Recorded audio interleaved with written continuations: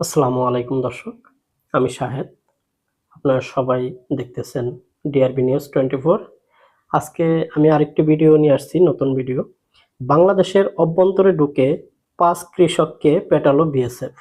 অবশ্যই পরে তারা বাংলাদেশের সাধারণ জনগণের দাওয়া খেয়ে বিএসএফ পালিয়ে যায়। কিন্তু দুঃখের বিষয় হচ্ছে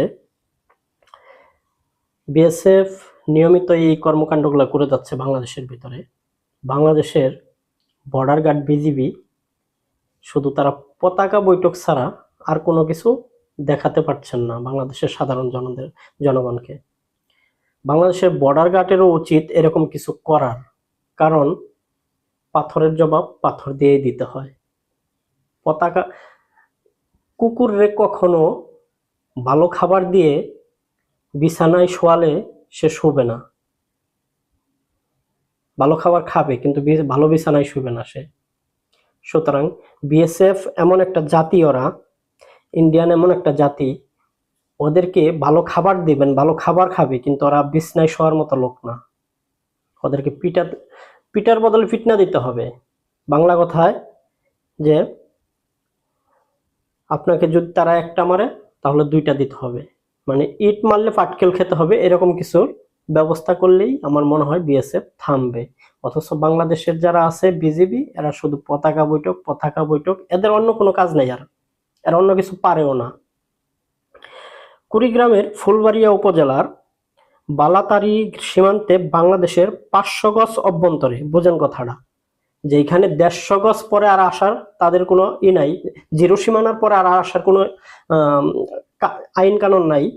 অথচ তারা বাংলাদেশের 500 গজ ভিতরে ঢুকে 5 কৃষককে পিটিয়ে আহত করছে ভারতীয় সীমান্ত বাহিনী বিএসএফ। তখন বিজিবি কোথায় ছিল? ভারত থেকে যখন বিএসএফ বাংলাদেশের 500 গজের ভিতরে ঢুকে গেছে, বিজিবি কোথায় ছিল? এটা হচ্ছে প্রশ্ন। বিজিবি তাদের নিজের দায়িত্ব পালন করতেছে না, এই জন্য বাংলাদেশের মানুষের এরকম সমস্যা হচ্ছে। শুক্রবার 14 ফেব্রুয়ারি দুপুরে উপজেলা নওডাঙ্গা ইউনিয়নের বালাতরি আন্তর্জাতিক সীমান্ত পিলার নাম্বার 930 এস এর কাছে এ ঘটনা ঘটে।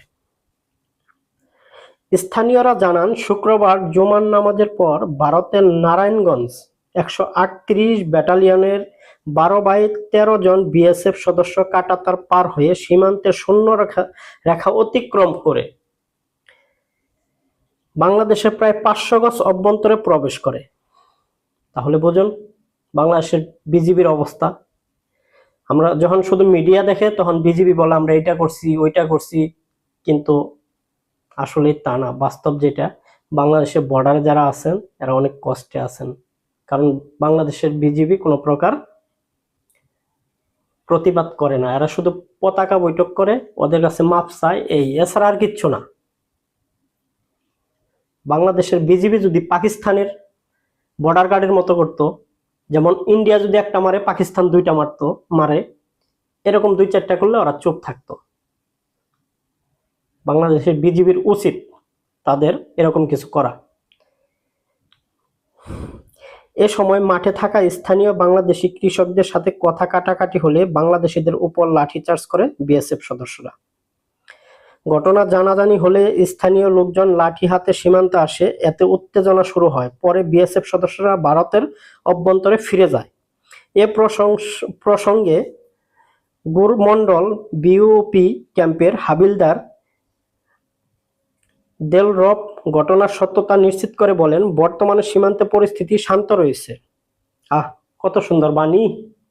বর্তমানে সীমান্তে পরিস্থিতি সুন্দর রয়েছে, অথচ কিছুক্ষণ আগে বিএসএফ বাংলাদেশের 500 গজ ভিতরে এসে মানুষকে লাঠিপিটা করে গেল। আর কিছু বলার নেই।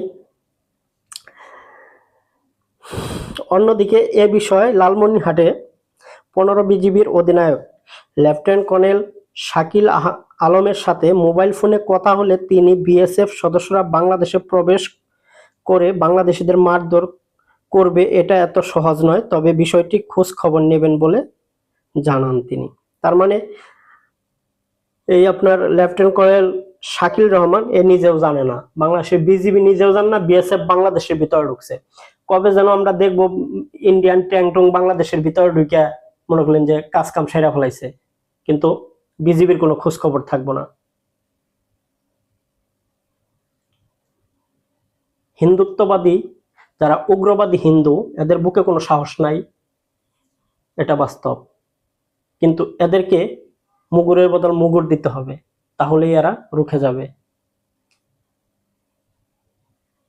আমি এই ভিডিওর শেষে একটা কথা বলবো, বাংলাদেশে যারা সীমান্তে বসবাস করেন তাদের প্রতি আমার আহ্বান থাকবো, আপনারা আপনাদের মতো করে বাঁচার চেষ্টা করুন।